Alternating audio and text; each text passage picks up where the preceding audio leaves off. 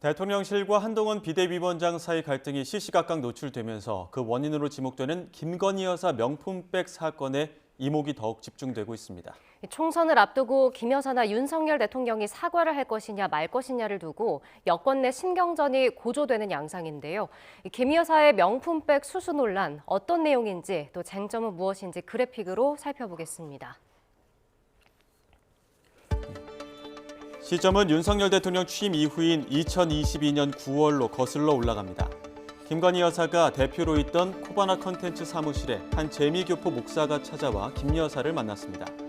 이때 당시 가격으로 300만 원 상당의 명품 가방을 건넸는데요. 이 현장, 목사의 손목시계에 달린 몰래카메라로 고스란히 촬영됩니다.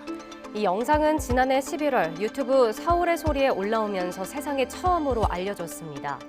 목사는 지난 대선 당시 7시간 녹취록을 폭로했던 서울의 소리 측 인사와 함께 공모한 것으로 알려졌습니다. 대선 전인 2022년 1월부터 김 여사와 만나왔는데요.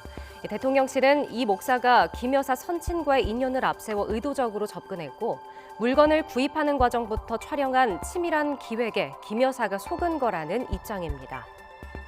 불법 함정 취재에 의한 피해자라는 주장인데요. 일단 서울의 소리 측은 함정 취재 논란이 있다는 사실을 알지만 국민의 알 권리로 얻는 이익이 크다면 허용된다는 입장입니다. 반면 명품백을 건넨 목사엔 청탁금지법 위반 여부와 함께 몰카로 촬영해 공개한 서울의 소리엔 통신비밀보호법 위반 등이 적용될 수 있다는 분석도 있습니다. 현재 국가인권위원회 불법 촬영은 인권 침해란 결정을 내려달란 진정이 접수돼 있습니다. 한편 김 여사와 윤 대통령에게도 청탁금지법을 적용해야 한다는 목소리도 있는데요.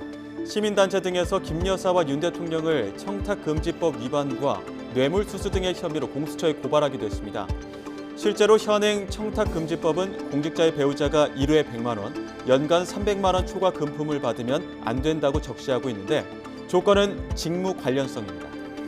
명품백을 받은 사실이 대통령 직무와 관련이 돼 있는지 아닌지가 쟁점인 겁니다. 여기엔 단순 축하의 의미라면 관련성이 없다는 입장과 대통령의 직무 범위를 폭넓게 보면 문제가 될 수도 있다는 해석이 서로 갈립니다. 이와 함께 윤 대통령이 당시 명품백 수수 사실을 알고도 아무런 조치를 하지 않은 것인지도 관심사입니다. 다만 명품백 직무 관련성이 인정된다고 해도 청탁금지법에 공직자의 배우자를 처벌하는 조항은 없는 만큼 김 여사는 처벌 대상이 아닙니다. 윤 대통령에 대한 청탁금지법 위반 혐의가 인정되더라도 헌법상 내란 외환해죄 이외 범죄에 대해 형사상 소출을 당하지 않도록 돼 있는데요. 하지만 이미 논란이 계속되는 것만으로도 정치적 타격은 피할 수 없겠죠. 윤 대통령과 정부 여당이 과연 현 사태를 어떻게 풀어갈지 관심이 쏠리고 있습니다.